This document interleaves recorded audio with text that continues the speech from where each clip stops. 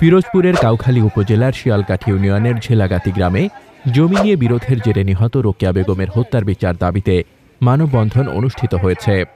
শনিবার বেলা 11টায় পিরোজপুর শহরের town club সড়কে নিহতের স্বজন ও স্থানীয় এলাকাবাসীর উদ্যোগে মানববন্ধন অনুষ্ঠিত হয়। মানববন্ধনে বক্তব্য রাখেন নিহত রোকেয়া বেগমের স্বামী আব্দুর রব আকন, দেবর আব্দুল হক আকন, ভাই মোসলেম মোল্লা, মামলার বাদী ও রোকেয়া বেগমের কন্যা নাসরিন আক্তার, জমাতা আল হেলাল। এছাড়া মানববন্ধনে নিহতের পরিবার, এলাকাবাসী, স্থানীয় শিক্ষক এবং বিভিন্ন সামাজিক সংগঠনের প্রতিনিধিরা অংশগ্রহণ করেন। আপনাদের কাছে আমার আকুল আবেদন, আমার স্ত্রী রোকেয়া বেগমকে 28 মে সকাল 8:30টার সময় 7 কেজি 100 গ্রাম ওজনের শাবল দিয়ে পিটিয়ে তাকে নির্মমভাবে হত্যা করে। আমি এর সুষ্ঠু বিচার চাই। রোকেয়া বেগম হত্যা করেছে, এর বিচার সুষ্ঠুভাবে সমস্ত চাই। আপনারা ইতিমধ্যে জানতে পেরেছেন, গত 28 মে 2025 তারিখে প্রতিবেশী হাবিবুর রহমানের সন্তানেরা সম্মিলিতভাবে আমাদের জমিতে আমার মাকে নির্মমভাবে পিটিয়ে হত্যা করে। সন্ত্রাসীরা আমার পিতার জমি অবৈধভাবে দখলে রেখেছিল, কিন্তু আদালতের রায় 2023 সালে আমাদের জমি পরিমাপ করে বুঝিয়ে দেয়। এতে সন্ত্রাসীরা জাহাঙ্গীর আলমগীর সহ তাদের ভাই ও ভাইয়ের স্ত্রীরা আদালতের রায় অমান্য করে লাল নিশানা তুলে ফেলে এবং আমাদের জমিতে প্রবেশ বাধা দান করে।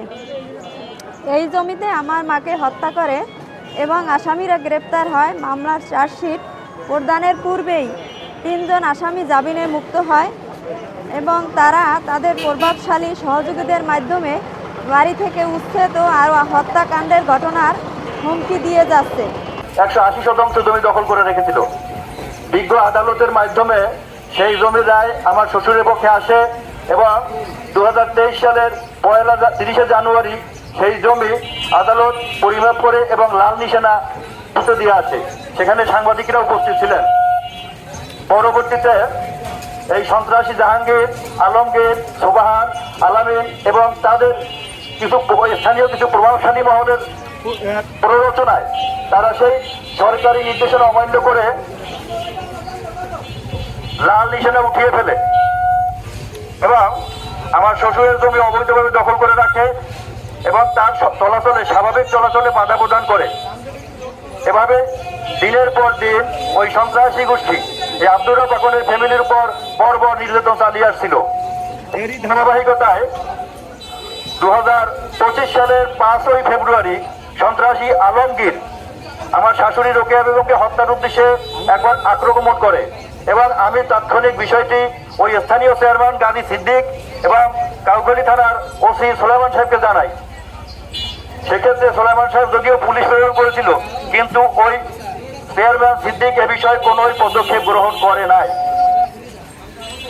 এরই ধারাবাহিকতায় 28 মে সকালে আমার শাশুড়ি তার নিজের জমিতে চাষাবাদের উদ্দেশ্যে কথা বলতে গেলে সন্ত্রাসী জাহাঙ্গীর আলমগীর এবং আলমগীরের স্ত্রী ও তার ভাইয়ের স্ত্রীরা চতুর্দিক থেকে আমার শাশুড়িকে ঘিরে ধরে এবং লোহার শাবল দিয়ে পিটিয়ে তার চোখ এবং মাথা ফাটিয়ে দেয় এবং সেখানে আমার শাশুড়ি সেখানে তার অনেকটাই প্রায় 90% মারা যায়। এরপর আমরা সেখান থেকে সদর হাসপাতালে নিয়ে আসি। এখান থেকে খুলনা নিয়ে গেলে কর্তব্যরত চিকিৎসক তাকে মৃত্যু ঘোষণা করে। এই ঘটনায় আমার স্ত্রী নাসরিন আক্তার কাউখালী থানায় 14/2025 একটি মামলা দায়ের করে এবং 7 জন আসামি করা হয়। পরবর্তীতে বাকি 3 আসামিদের মাধ্যমে আমি প্রশাসনকে জানাতে চাই, এই আসামিদের এবং তাদের দোষরদের, তাদের পরামর্শদাতাদের গ্রেফতার করতে হবে এবং এই আসামিদের মামলার চার্জশিট প্রদান করতে হবে। চার্জশিট প্রদানের মাধ্যমে এই মামলার চূড়ান্ত রায়ের মাধ্যমে আসামিদের সর্বোচ্চ শাস্তি মৃত্যুদণ্ডের বিধান করার আমরা আর্জি জানাচ্ছি। আইনি বিচার চাই, যা বর্তমানে 7 জন আসামি গ্রেপ্তার করা হলেও তারা 3-4 জনকে অটোমেটিক ছেড়ে দিয়েছে। কোন আইনি ভিত্তিতে তারা এই ছেড়ে দিয়েছে তা আমরা এখনও বুঝতে পারতেছি না। ডিসি মহোদয়, এসপি মহোদয় এবং জজদের প্রতি আমাদের অনুরোধ থাকবে, এই বিচার সুষ্ঠুভাবে করে তার সমাধান করা অতি দ্রুত, যাতে ভুক্তভোগী ব্যক্তিরা তাদের জমি সঠিক মতন ব্যবহার করতে পারে। এটা মামলাটা পড়ে থাকার পরেও কোনো চার্জশিট দেওয়া হয়নি, যার কারণে আসামিরা 7 জন ধরা পড়লেও তাদের 3 জনকে ছাড়া পেয়ে যায়, তিনজন ছাড়া পেয়ে যায়, বাকিরা ইয়াতে আছে। তো আমি চাচ্ছি যে নতুন বাংলাদেশে আমরা 5ই আগস্টের পরে নতুন বাংলাদেশে 1 বছর পরে এসেও যদি এরকম আইনি বিলম্বনা হয় তাহলে আমরা এটা কোনোভাবে ভালোভাবে দেখতেছি না।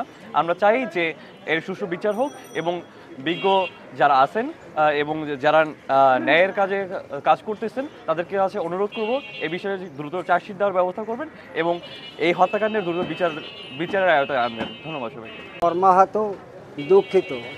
আগামী দিনে জানি আমরা এর সুষ্ঠু বিচার চাই এবং আমাদেরকে অহরহ তারা হুমকি দিয়ে যাচ্ছে, এমনকি রাত্রে আমরা ঘুমাতে পারি না। আমি বাড়িতে থাকি, আমরা ঘুমাতে পারি না।